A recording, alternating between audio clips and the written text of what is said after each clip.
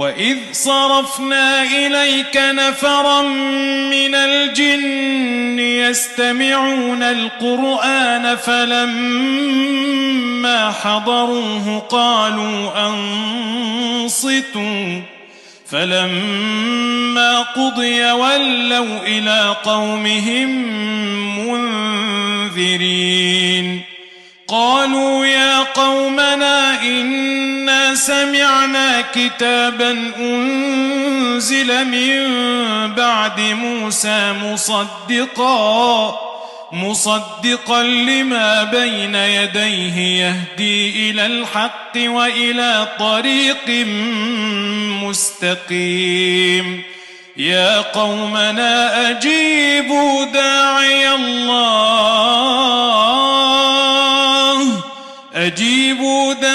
الله وآمنوا به يغفر لكم من